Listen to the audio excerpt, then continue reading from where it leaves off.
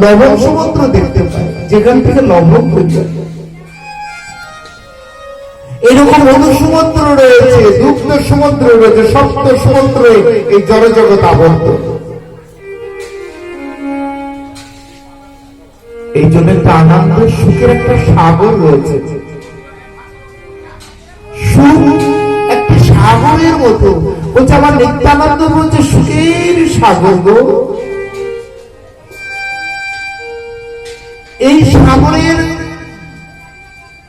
তরে যদি কেউ এসে একটু বিশ্রাম করে, দেখবে হৃদয়টা যেন শীতল হয়ে যায়। পিপাসা কাতর ব্যক্তি একটু জল পান করলে শান্তি পায়। একবার যদি নিত্য আনন্দের সাথে সম্বন্ধ হয়, আমার খুব শান্তি পাব। কিন্তু নিত্য আনন্দ কোথায়? ধন মোর নিত্যানন্দ, পতি মোর গৌরচন্দ্র, প্রাণ মোর যুগল কিশোর। কিসে আনন্দ? ধন মোর নিত্যানন্দ। আমাদের কাছে তো ধন আছে, কিন্তু মধ্যে আনন্দ নাই। বলছে আমার মধ্যে ধন আছে, কিন্তু ওই ধনে আনন্দ নাই। আবার এই বলছে ধন মোর নিত্যানন্দ।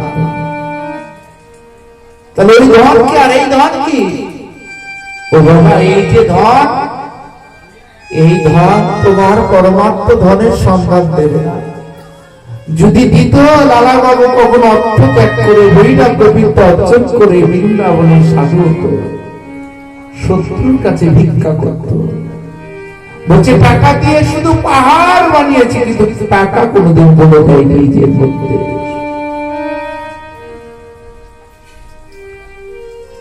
তাদের কোন ধনের ধনী হতে বলেছে? কৃষ্ণ ধনে গো।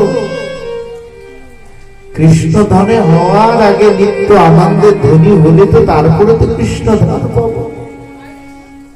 যদি আমার মধ্যে আনন্দই না থাকে, আনন্দ প্রভু কি বলে চিন্তা করবে? আগে আনন্দ, প্রেমানন্দ। যদি প্রেম আনন্দ যদি না হয়, যদি কারোর প্রতি প্রেম যদি না হয়, আমি আনন্দ কি করে পাবো? প্রেমানন্দ, নিত্যানন্দ।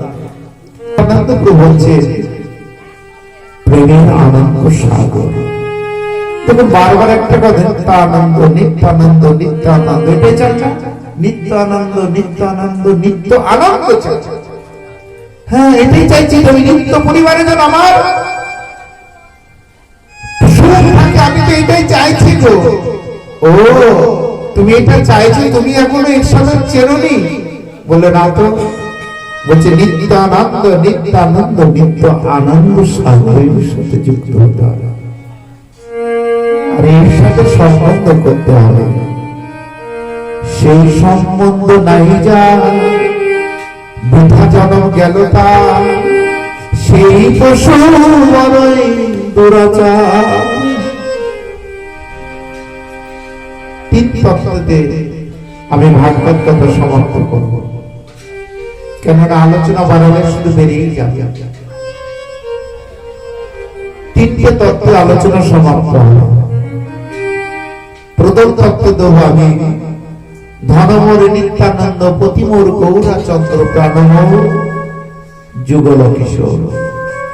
আনন্দ খুঁজে পাই কিনা? পরিশেষে বৈষ্ণব আচার্য যারা ব্যাখ্যা দেবে, তারা এই নদিয়া শান্তিপুরে আনন্দে যখন হাবুডুবু খাচ্ছিল, আমার নিত্যানন্দ তাতে হাসছিল। কেন এই শান্তিপুরে আনন্দ সাগরের বস্তু রয়েছে, যা অদ্বৈত আচার্য বল, যার আনন্দে মনোমত্ত হয়ে আমার প্রেমানন্দ ভান্ডার। এই নদিয়ায় প্রেমের ভান্ডার আমার গৌরী। কারটা কি গো? যদি অদ্বৈত প্রভু না ডাকতো, আমার গৌর হয়ে আসতো। তিনি অনেক